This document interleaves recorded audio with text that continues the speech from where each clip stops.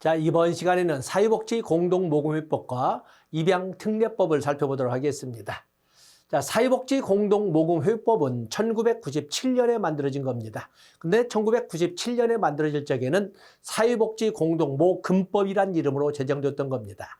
그래서 1997년 사회복지 공동모금법, 적어볼까요?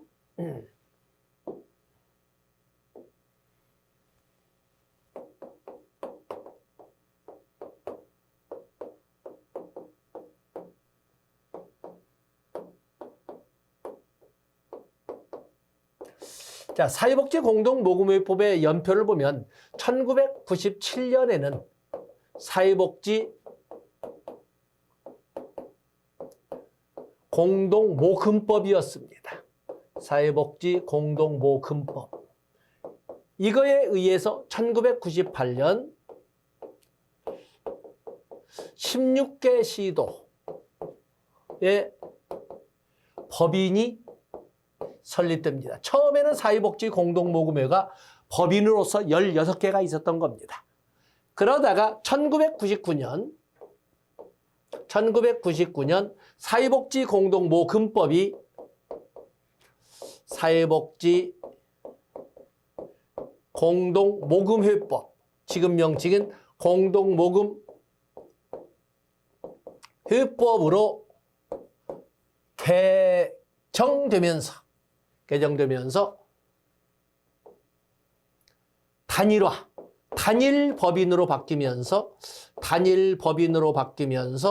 16개 시도의 지회 체계로, 지금은 시도 단위에는 지회를 주도록 되어 있거든요. 때문에 사회복지 공동모금회는 지금은 단일 법인으로 되어 있습니다. 그리고 시도 단위로, 지금 이제 17기가 되겠지만 시도 단위로 지회가 설치되어 있습니다. 옛날에는 처음에는 16개의 법인으로 나눠져 있던 사회복지 공동모금회가 이렇게는 단일 법인으로 바뀌었다. 이런 연표를 지금 말해드리고 있는 겁니다. 자, 여기 보시면 사회복지 공동모금회법 이렇게 되어 있습니다. 쭉 보시되, 자, 곧잘 나오는 서비스 문항이 바로 기부하는 자의 의사에 관하여 기부금품을 모집하여서는 아니 된다. 도덕정의 같지만 당연한 겁니다. 당연한 거죠. 또 그런가 하면은 여기 쭉 되도록 3번에 공동모금 재원의 배분은 객관적 기준에 따라 효율적으로 이루어지도록 하고 그 결과를 공개하여야 한다. 자, 사회복지 공동모금, 여기 우리가 공동모금이라는 단어를 가지고 온다면 여기는 민간재원입니다. 정책론적 접근은 민간재원이고, 그리고 여기는 단일 창구로 이루어져 있습니다. 사회복지 공동모금의 단일 창구, 단일화라고 이게 보통 특징을 합니다. 그러면서 여기는 효율적 모금, 단일 창구를 원칙으로 하면서 효율화라고 하는 효율적 모금 방식도 같이 겸합니다. 때문에 사실은 단일 창구를 원칙으로 하지만 언론기관을 창구로 지정하여 그 언론기관 명의로 모금할 수도 있습니다. 물론 지금 모금된 돈은 사회복지 공동모금회로 들어오겠습니다만 단일 창구를 원칙으로 하면서도 효율적 모금을 같이 병행하는 이런 시스템을 가지고 있습니다. 또 그런가 하면 연중모금을 원칙으로 하면서 또한 효율적 모금을 같이 병행합니다. 그렇게 해서 연중모금을 원칙으로 하되 집중모금을 하기도 합니다. 보통 많은 사람들이 사회복지 공동모금은 12월 크리스마스를 전후로부터 시작해서 성공의 빨간 제복이 나오면서 시작된다 이렇게 생각하는데 사실은 그건 일부분인 것이고 사실은 사회복지 공동모금은 연중모금입니다. 그런가 하면 지역단위 모금이면서 16개 시도의 지역단위 모금이면서 또한 동시에 전국적 활용이라는 이런 특징을 같이 가지고 있지 않습니까? 이런 등등의 특징을 볼 수 있는 것이 사회복지 공동모금입니다. 사회복지 공동모금의 주된 그 사업이라고 하는 것은 기획사업, 홍보사업, 모금사업, 배분사업 4개의 사업으로 되어 있고 각각마다 기획분과 실행위원회가 있다는 것도 우리가 법 조문으로 볼 수가 있습니다. 어쨌든 여기 보이는 공개, 그리고 면서 이게 또 역시 이제 책에 나왔으니까 공개를 원칙으로 합니다. 공개를 원칙으로 한다. 자, 여기 보면 사회복지 공동모금회는 사회복지사업법상 사회복지법인으로 합니다. 정관을 작성하여 이미 선수학습한 적도 있습니다만 보건복지부 장관의 인가를 받아 등기함으로써 설립한다. 사회복지공동모금회, 사회복지법인이면서 사회복지공동모금회는 보건복지부 장관의 인가사항입니다. 사실은 사회복지사업법상 사회복지법인은 시도지사의 허가를 받아 설립하도록 되어 있습니다. 그런데 사회복지법인은 사회복지공동모금회는 사회복지법인으로 법적 성격을 인정하면서도 보건복지부 장관의 인가사항입니다. 이와 유사한 걸로 사회적 협동조합도 역시 사회복지법인으로 인정을 하되 기획재정부 장관의 인가를 받아 설립을 합니다. 또 그런가 하면 자원봉사활동협의회도 역시 마찬가지로 행정안전부 장관의 인가를 받아 설립한다는 이런 그 인가라고 몇 개 두지 않거든요. 그래서 여기 보면 보건복지부 장관의 인가를 받아 등기함으로 설립한 인가에 초점을 주시면 됩니다.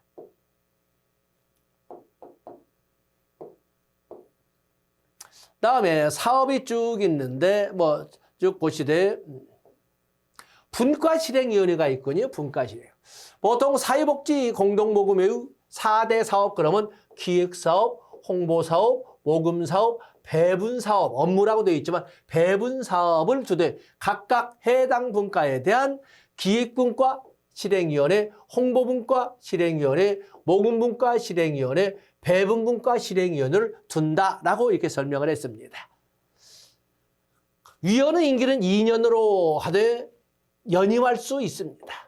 다만 배분분과 실행위원회는 한 번만 연임할 수 있다. 표현이 그렇습니다. 사실 두 번만 하는 것은 중임, 세 번 이상 하는 것은 연임 그런데 여기는 법률 조문이기 때문에 읽어만 봤습니다. 다음에 조금 전에 이미 판서를 했습니다만은 지위는 시도 단위의 지위를 둔다. 그래서 단일 법인으로 하되 시도 단위로 지위를 주도록 되어 있습니다. 그다음에 운영 되어 있죠. 사회복지사업법 규정상 사회복지법인은 운영에 필요한 재산을 소유하여야 합니다. 그 재산은 기본재산과 보통재산으로 구분하여 관리하되 기본재산은 목록과 그 가액을 정관에 기재하여야 한다라고 되어 있습니다. 역시 여기 사회복지공동모금회도 사회복지법인으로서 법적 성격을 앞에서 본 적이 있지요.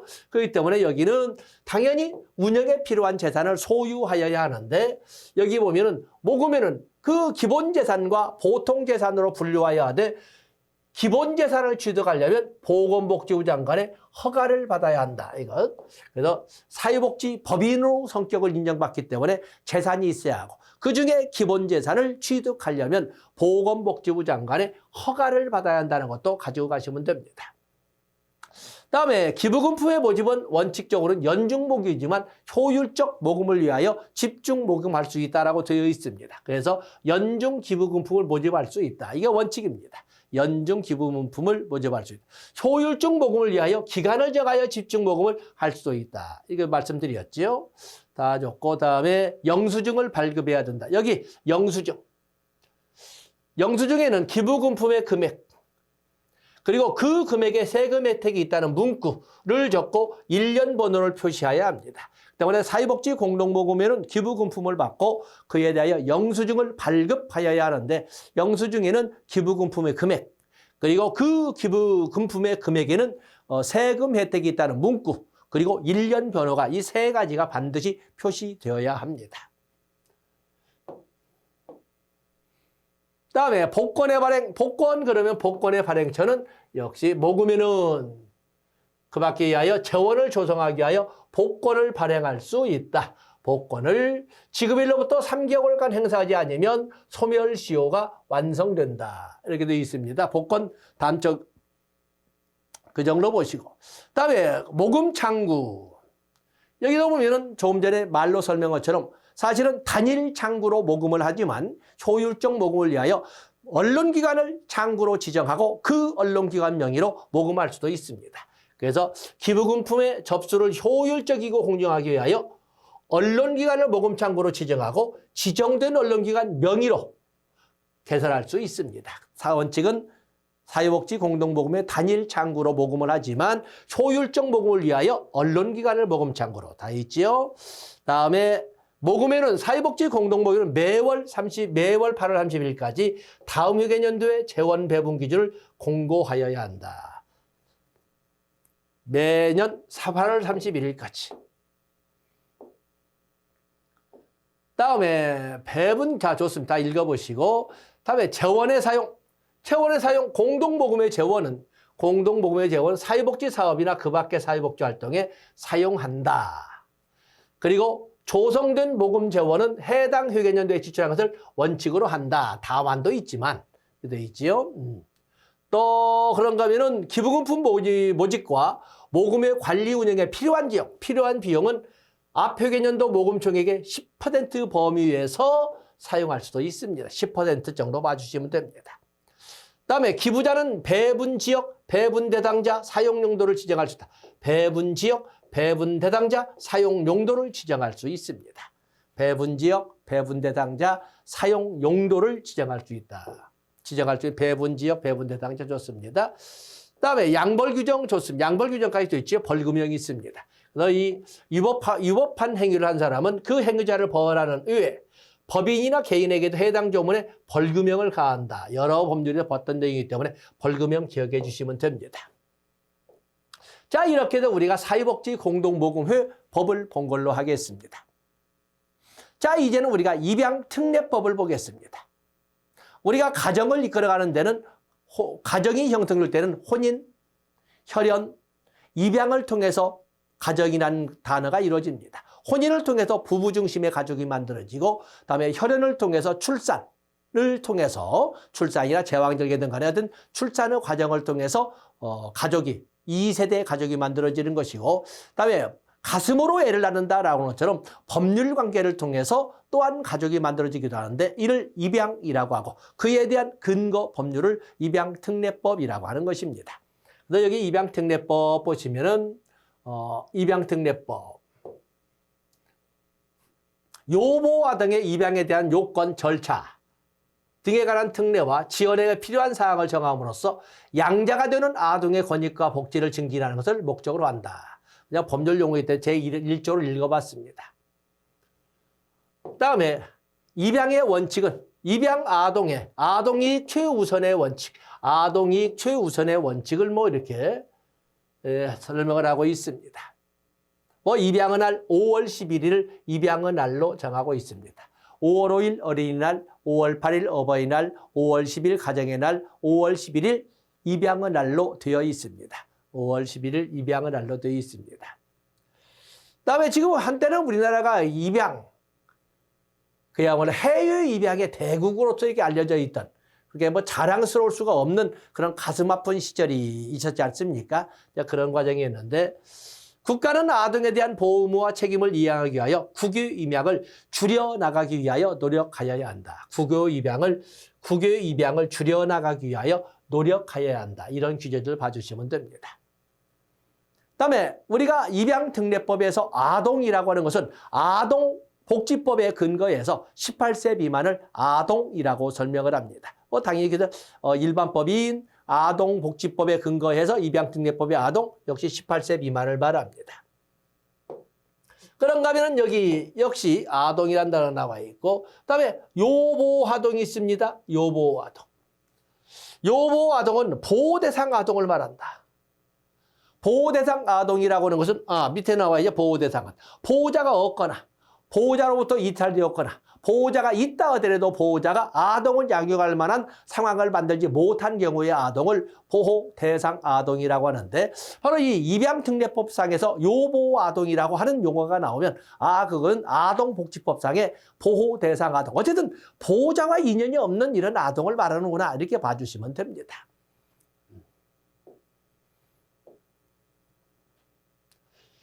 다음에 입양아동, 입양된 아동, 부양의무자 좋습니다. 그다음에 국가 등의 책무가 이렇게 나와 있는데 어찌 보면 법률 용어로서 이렇게 쭉 정리는 했지만 굳이 읽으면서까지 시간을 이렇게 할애할 것은 아닌 영역입니다. 그래서 국가 등의 책무는 여러분들이 읽어보시면 되겠습니다.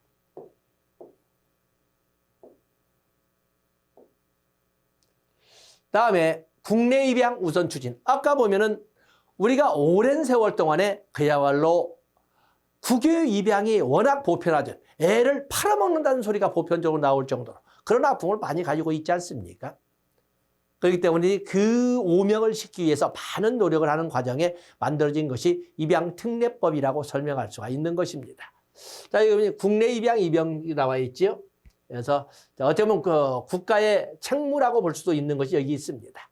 국가와 지방자치단체는 입양 의뢰된 아동의 양친될 사람을 국내에서 찾기 위한 시책을 최우선적으로 시행하여야 한다. 전에는 그냥 애들이 부모를 잊어서 행방불명이라는 신고가 안 되고 그러면은 그냥 해외로 입양한다라고 그냥 아예 당연한 것처럼 이렇게 알려졌던 건데 이제는 그러지 않습니다. 국외 입양을 줄이기 위해서 노력하는 과정에 가능하면 그 입양 의뢰된 아동의 양친을 국내에서 찾으려고 노력해야 된다. 이렇게 말했습니다. 그래서 여기 보면은 입양기관의 장은 입양 의뢰된 아동의 양친을 국내에서 찾기 위한 조치를 취하고 그 결과를 여기에 보건복지부 장관에게 보고하여야 한다. 국내에서 양친이 될 사람을 찾지 못할 경우에 한하여 국외 입양을 추진할 수 있다. 뭐 이런 정도. 국내에서 할 때까지 하고도 안 된다면 국외 입양을 추진하는 것이지 처음부터 국외 입양을 영순위로 할 수는 없다. 하지 못한다. 이렇게 되어 있습니다. 다음에 양자가 될 자격. 요보 아동의 그 보호 대상자 이렇게 되어 있는데 여기 보면은 양자가 될 자격이 있는데 양자가 될 사람은 요보 아동으로서 즉 보호 대상 아동 아동복지법상에는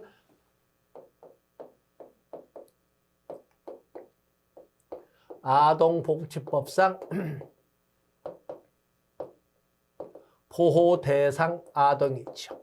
보호자가 없거나 보호자가 있어도 보호자가 없거나 보호자로부터 이탈된 아동 또는 보호자가 있어도 아동을 양육할 만한 환경을 갖지 못한 경우의 아동을 보호 대상 아동이라고 하는데 보호자로부터 이탈된 사람으로서 이렇게 되어 있지요.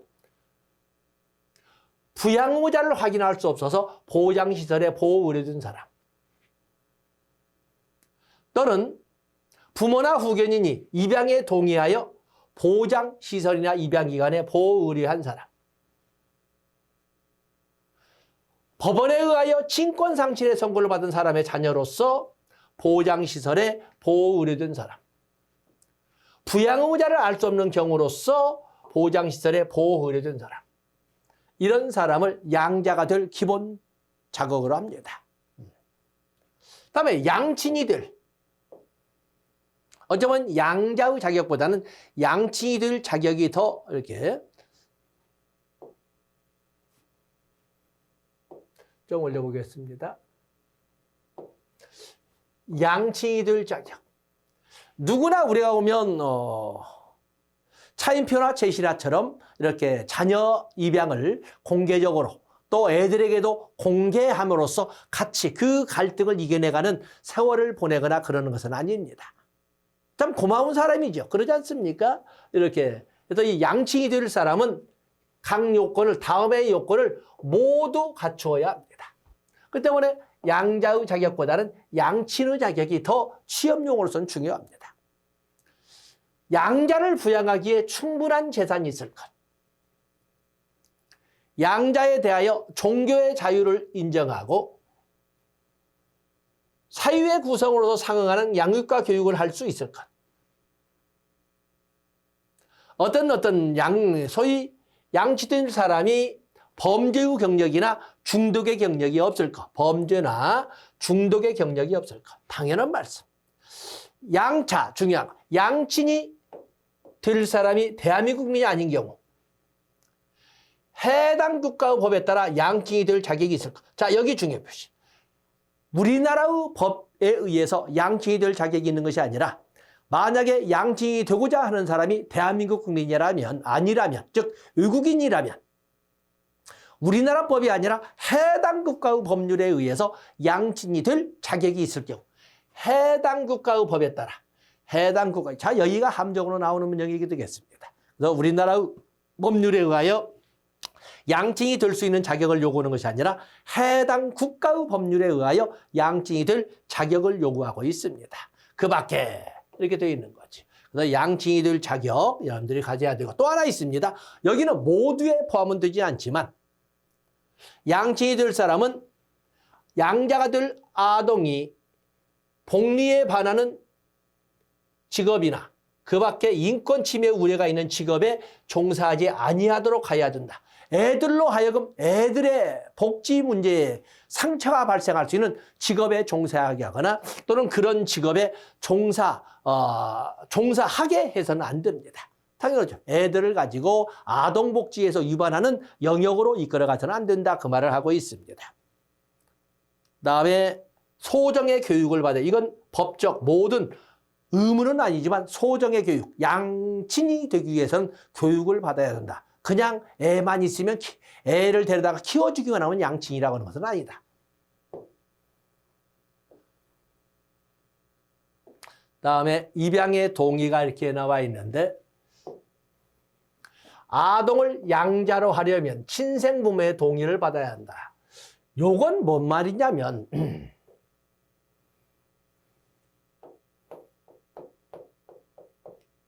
양자는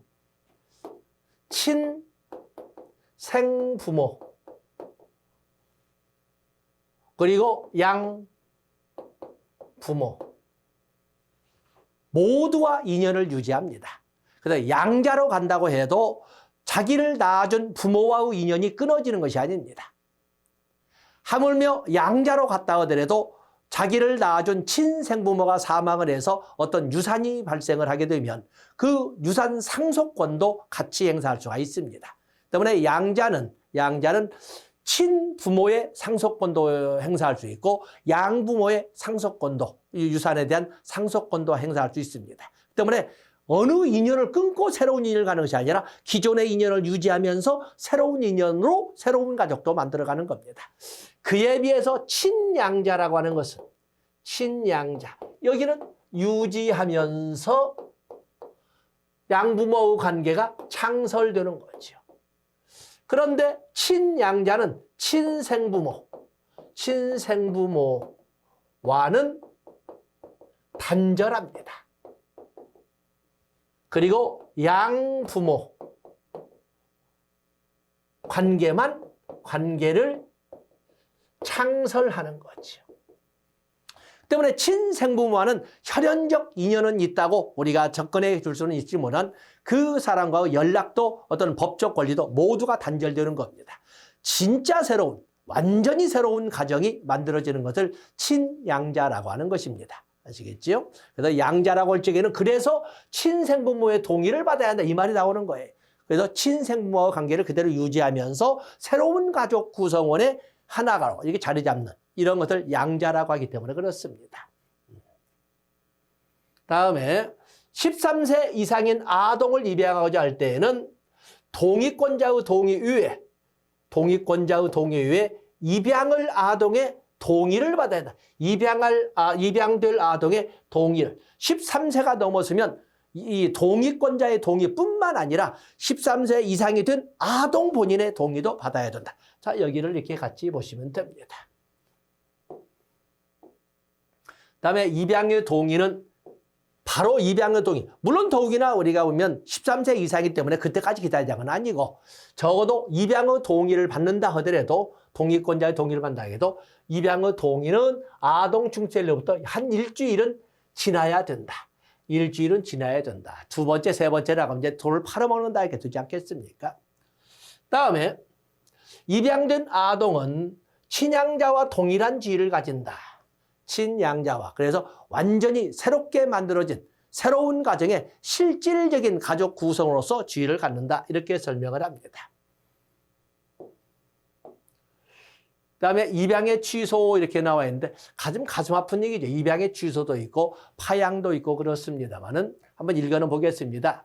입양 아동의 친생의 부모는 자신에게 책임이 없는 사유로 인하여 입양의 동의를 할 수 없었던 경우에는 입양의 사실을 안 날로부터 6개월 이내에 6개월 안에 가정법원에 입양의 취소를 청구할 수 있다. 어떤 가족관계를 다루는 법원은 가정법원이기 때문에 뭐 다루지 않습니다만 어떤 가정법원에 입양의 취소를 청구할 수 있다.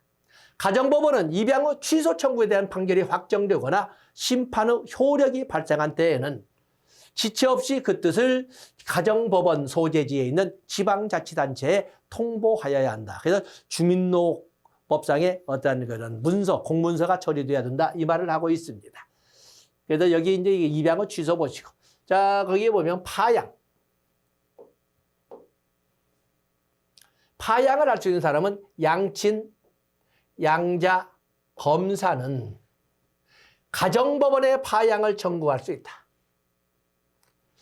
양친이 양자를 학대 또는 유기하거나 양자의 복리를 현저해야 하는 경우 당연히 가정법원의 양자나 검사는 이것도 양자가 하는 게 양자 또는 검사가 가정법원에 파양을 청구할 수 있습니다. 이번에는 양자의 양친에 대한 폐륜행위. 여기는 양친 또는 검사가 양자가 인간답지 못한 죄를 하고 있다면 당연히 양자관계를 입양이라는 단계를 단절해야 되겠죠. 그럴 때는 양친이 파양을 또는 검사가 파양을 가정법원에 청구할 수 있는 것입니다. 그래서 이제 알면서 틀려서는 안 된다. 다음에 파양이 청구된 아동이 13세인 경우에는 당연히 그 아동의 의견도 당연히 참조해야 된다라는 것을 정리해 놓고 있습니다. 다음에 국내에서의 국외 입양이 나와 있습니다. 국내에서의 국외 입양. 그래서 국내에서 양자가 될 수 있는 사람을 양자로 하려는 외국인은 뭐냐면 우리나라 사람이 아닌 사람이 양친이 되기 위해서는 나와 있지 않습니까? 우리나라 사람이 아닌 사람이 양친이 되기 위해서는 거기 보시면 입양 허가를 신청해야 됩니다. 양자가 될 수 있는 사람을 양자로 하려는 외국인은 후견인과 함께 양자로 할 사람의 등록 기준지나 주소지를 관할하는 가정법원에 서류를 첨부하여 입양 허가를 신청하여야 합니다. 그러면 국외에서는 그야말로 거주지, 양자가 될 사람이 양자로 할 사람의 등록지나 또는 주소지에 가서 서류 처리를 하고 신청을 하면 되지만 문제는 외국에서 신청하는 경우도 있지 않겠습니까? 바로 여기. 외국인으로부터 입양의 알선을 의뢰받은 입양기관의 장은 해외 이주 허가서를 첨부하여 가정법원에 입양허가를 신청한다. 해외 이주 허가서를 첨부해서 입양 허가를 신청하여야 합니다. 반드시 여기 2번이 곧잘 나오는 건데 국외에 거주하는 외국인이 국내에 거주하는 아동을 입양하기 위해서는 입양기관을 통하여 입양 절차를 진행해야 한다. 개인별로 해서는 안 된다. 입양기관을 통하여 입양 절차를 진행해야 된다. 그래서 2번에 중요표시 하시면 됩니다. 다음에 입양기관이 있습니다. 입양기관을 운영하려는 자는 사회복지법인으로 하되 보건복지부 장관의 허가를 받아야 합니다. 누구의? 보건복지부 장관의 허가를 받아야 한다. 다만 국내 입양만 알선하는 자는 시도지사의 허가를 받아야 한다. 그래서 달라는 거지. 입양기관을 운영하려는 자는 원칙적으로 보건복지부 장관의 허가를 받아야 하지만 국내 입양만을 운영하려고 해요. 국내 입양만을 알선을 하는 자는 시도지사의 허가만으로도 가능하다라는 말을 하고 있는 것입니다. 법적 성격은 사회복지법인으로 하고 있습니다. 다음에 또 하나 중요한 거, 외국인은 입양기관의 장이 될 수 없다라는 걸 꼭 봐주셔야 됩니다. 다음에 입양기관의 의무 다 줬습니다. 여기 두 번째, 입양기관의 장은 다양한 것을 위하여 입양 아동과 가족에 대한 정보를 어디에? 아동권리보장원에 제공하여야 한다. 아동권리보장원에 제공하여야 합니다. 다음에 입양 업무에 관한 기록은 영구보존입니다. 입양 업무에 관한 기록은 영구 보존이라는 걸 꼭 봐주셔야 됩니다. 다음에 입양기관의 자항은 양자가 될 아동을 가족관계 등록이 되어 있지 아니한 상태에서 인계받았을 때에는 그 아동에 관한 가족관계 등록 창설 절차를 거친다. 아까 양자가 되기 위해서는 그야말로 친생부모의 동의를 얻어야 되는데 친생부모가 그야말로 표현이 그러면 버리고 갔다면 아무런 흔적도 없이 그야말로 어디 앞에 놓고 가버렸다면 그야말로 동의를 받을 것이 없는 거잖아요. 그러다 보니까 여기 가족관계 등록이 되지 아니한 상태에서 인계받을 때는 그 아동에 대한 먼저 소위 입양하기 위한 시작점을 만들어줘야 된다는 것을 가족관계 등록 창설 절차를 거친다라고 설명을 하고 있습니다. 다음에 3번 봐주시고 국외로 입양된 아동에 대해서는 모국 방문 사업 등의 사업을 실시해야 된다. 좋습니다.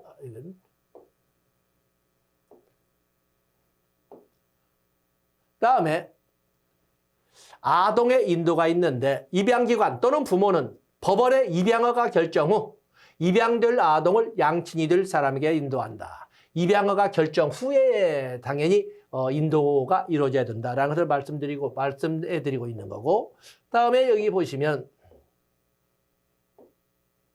입양정보 공개가 있습니다. 양자가 된 사람은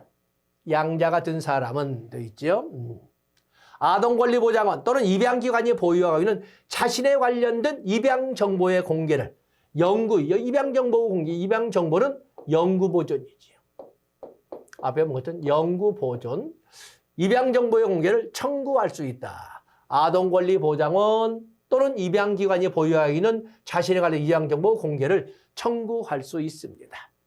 아동권리보장원에서 보존하고 있고 입양기관에서 가지고 있는데 어쨌든 이 입양정보 여기에 보관하고 있던 간에 이 정보를 공개해 줄 것을 청구할 수 있습니다.